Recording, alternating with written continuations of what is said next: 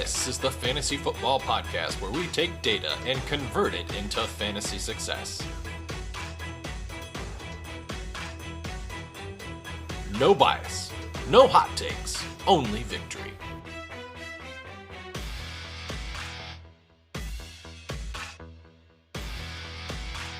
This is the Fantasy Alchemist Podcast, and now your host, Dustin Chandry. Welcome to episode 47 of the Fantasy Alchemist Podcast. I'm your host, Dustin Chandry, and for today's episode, we will be looking back with key observations and trends from around the league in Week 13. But before we get started, I want to remind you, you can follow and interact with the show. We are on Twitter at FFAlchemistPod, now verified. Again, it is at FFAlchemistPod. You can also email the show directly with any questions at fantasyalchemistpodcast@gmail.com.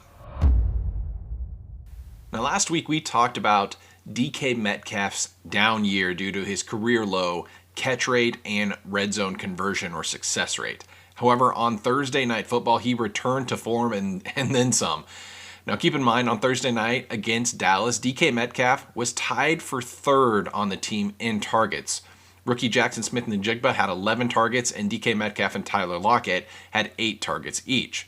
In fact, Metcalf's 8 targets was his second lowest number of targets that he has had in a game since the Seahawks Week 5 bye. The difference, of course, was his catch rate was up. He caught 6 of 8 targets, 75%, which is, again, his highest catch rate since their Week 5 bye week. And he converted 2 red zone targets into a touchdown, in addition to the long touchdown catch and run to start the game. Now, in total, Metcalf finished with 134 yards, 3 touchdowns. He doubled his touchdown total on the season. He came in with 3 touchdowns. He's now up to 6. Metcalf also finished the week as the wide receiver 1 with 37.4 fantasy points on the week. However, this is only the second game this year where Metcalf has finished inside the weekly top 10 in fantasy points for the wide receiver position. Now, adjacent to that, keep in mind the health of the running back position for the Seahawks. Zach Charbonnet, he left with a knee injury. Kenneth Walker, he missed a second straight game with his oblique injury. There's no word yet on their status for Week 14, but I would presume both are questionable at this point. That would leave DJ Dallas and rookie Kenny McIntosh to carry the backfield burden.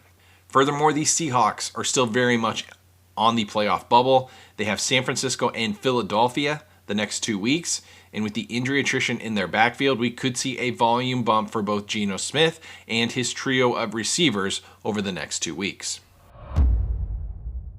As for the Dallas Cowboys, receiver CeeDee Lamb continues his historic run with another 32.6 fantasy points. He caught 12 of 17 targets for 116 yards and a touchdown. And since Week 8, Lamb's weekly finishes at the wide receiver position are as follows: wide receiver 1, 2, 15, 21, and 4. And since their Week 8 bye, which is the last 6 games for Dallas, Lamb is averaging 29.3 fantasy points per game, or he has 176 points in total over that 6-game sample.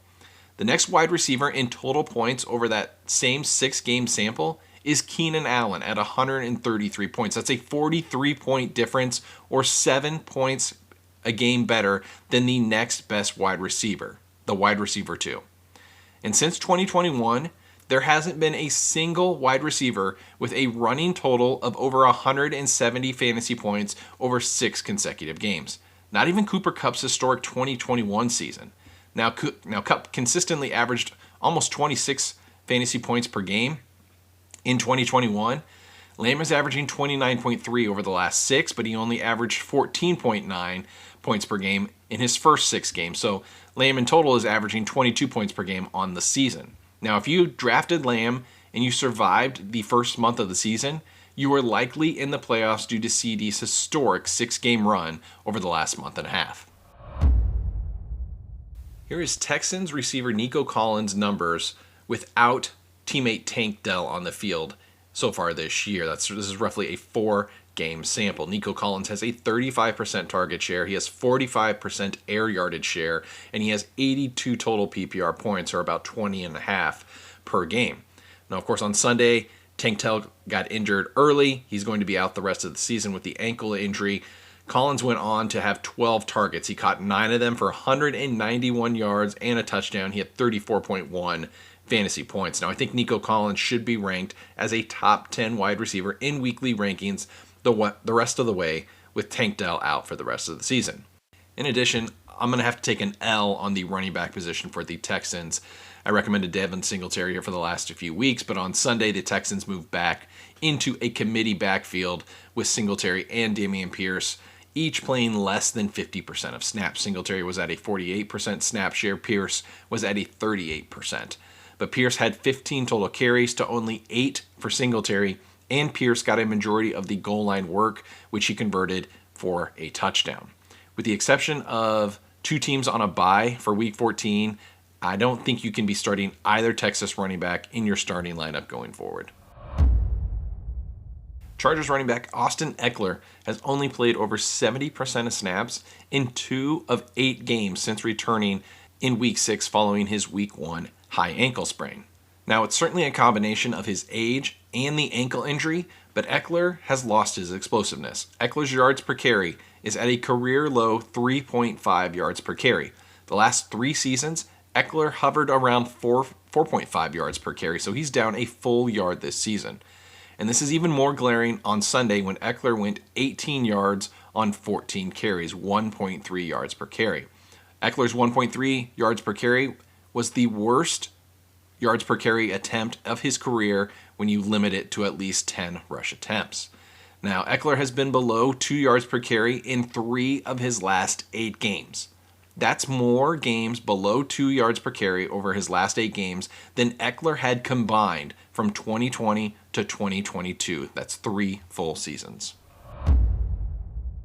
Deebo Samuel totaled 138 scrimmage yards, 3 touchdowns, and 35.8 PPR points on Sunday with the following usage. He had 3 rushing attempts, he had 4 targets, and of the 4 targets, he only had 1 air yard. He has scored over 20 fantasy points in 4 of his 10 healthy games played this year, meaning more than 50% of snaps played. He's also been below 12 fantasy points in 4 of his 10 games played this year, too. This is just the Deebo experience week to week.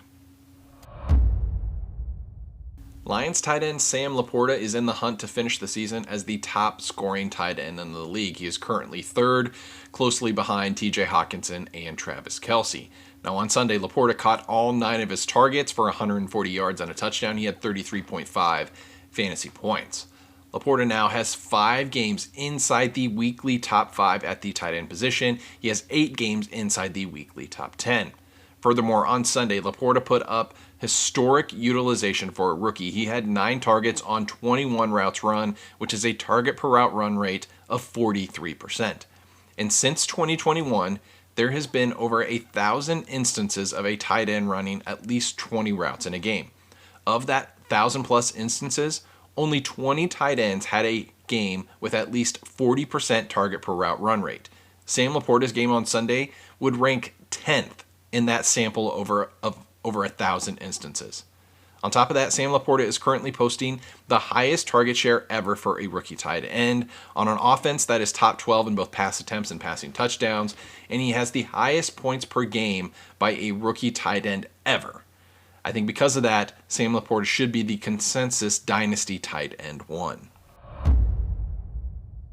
Cardinals running back James Conner saw his snap rate climb to its highest since week 1 on Sunday. Conner played 76% of snaps. He had 27 total opportunities. He had 25 carries plus 2 targets. Now, he didn't catch either of those targets. But that is the 3rd time in Conner's career in Arizona that he has had 27 total opportunities in a game. He went for 105 rushing yards. He had 2 touchdowns, 22.5 fantasy points. This was his best fantasy game of the season. Now, we talked about previously how Austin Ekeler's yards per carry numbers were coming down, but James Conner at the age of 28 is seeing his yards per carry going up.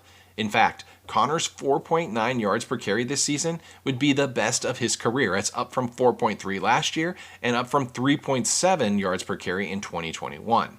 Now, as for second-year sensation Trey McBride, since Kyler Murray has returned from his injury in Week 10, Trey McBride ranks 2nd among all tight ends in target share with with a target share of 26.2%. He also leads all tight ends with over 80 receiving yards per game. On top of that, Trey McBride's yards per route run is up to 2.2 yards on the season. He joins Travis Kelce and George Kittle as the only tight ends in the league who are above 2 yards per route run. Michael Pittman's consistency has been an excellent asset in PPR scoring this year.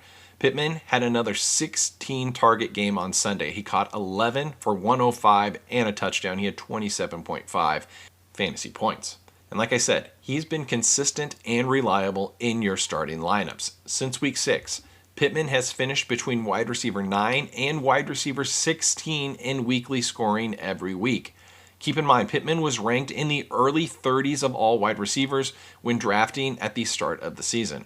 On top of that, Pittman is tracking for career highs in targets, receptions, yards, and he needs 2 more touchdowns to match his career high from 2021. Devon Achane returned to action on Sunday. The third-round rookie had missed 5 of the last 6 games due to a knee injury, and of course the Week 11 game where he returned, he left after 2 plays after re-aggravating his knee injury. Nonetheless, he returns in Week 13 to a 61% snap share, his highest of the season with 21 total opportunities. He had over 100 total yards, 2 rushing touchdowns. He caught 3 of 4 targets, finished with 25.3 fantasy points. Now, it's truly video game type numbers for Achane. In 4 games this year where he's played at least 20% of snaps, Achane is averaging 31.3 fantasy points. Yes, you heard me correctly. 31.3 fantasy points on about 50% snap share. Now, be advised of the following. Raheem Mostert remained the starter on Sunday and was ahead of Achane in the first half. The two were used interchangeably, both running backs playing snaps on each drive in the first half. Mostert played 19 of a possible 29 snaps, while Achane only played 12. The Dolphins were up 31-7 at halftime and turned the backfield over to Achane for the second half. Now, Achane played 23 snaps compared to Mostert's 4 in the second half. Achane scored both of his touchdowns in the second half. Now, the Dolphins have the Titans and the Jets on deck, 2 teams that they will be heavily favored against, so it's likely Achane can continue to generate elite fantasy production on limited snap volume. In Week 13, Browns receiver Elijah Moore tied a career high with 12 targets, and he set a new career high with 255 air yards. And over the past 2 games, Elijah Moore has 21 targets and 383 air yards, accounting for 26% of Cleveland's targets, 29% of the receiving yardage, and 48% of the air yardage. And that air yardage total on Sunday, 255 air yards, that is the highest amount of air yardage for any wide receiver in a game this year. Now, it hasn't yielded strong fantasy production because of his poor catch rate. He caught only 3 of 9 last week and 4 of 12 this week, 33% over the last 2 weeks. But if his utilization over the last 2 weeks holds with improved success, he could return to the weekly figures we saw in the second half of his rookie year when he was with the Jets. And then lastly, let's talk about the Cincinnati Bengals from the Monday night game, because Jamar Chase's average depth of target has fallen. He was at 9.4 average depth of target with Joe Burrow, but without him, he has fallen to 6.4. However, his target share and most importantly, his air yardage share have also increased without Joe Burrow. So for fantasy purposes, it looks like Jamar Chase, I think, is going to be just fine with Jake Browning at quarterback for the rest of the season. While Chase's average ADOT has dropped, possibly capping that elite upside that we like to see, the 30-plus outings, he is making up for it with Brown feeding him at a high volume, which gives him a high floor every week. Now, speaking of Jake Browning, he was sensational on Monday night. He went 32 of 37 passing for 354 yards, 1 passing touchdown. He had another 22 yards rushing with a rushing touchdown. He had 26.6 fantasy points. He finished as QB4 on the week. Now, he probably isn't relevant in standard 1 quarterback leagues, but certainly in Superflex leagues, he should be starting it with Indianapolis and Minnesota on deck. Lastly, I'll mention wide receiver teammate T. Higgins was questionable for this game, and he came in, he played close to his normal amount of offensive snaps. He played 78% of snaps. He was targeted only 3 times. The 3 targets was the lowest number of targets that T. Higgins has had in a game all season. So that'll wrap up episode 47 of the Fantasy Alchemist podcast. Make sure to like and subscribe. We'll be back with another episode tomorrow looking at players you should not be afraid to start heading into week 14. So for Dustin Chandry signing off here at the Fantasy Alchemist podcast. Thank you for listening to the Fantasy Alchemist podcast. You can follow the pod on Twitter at FFAlchemistPod or email us at fantasyalchemistpodcast@gmail.com.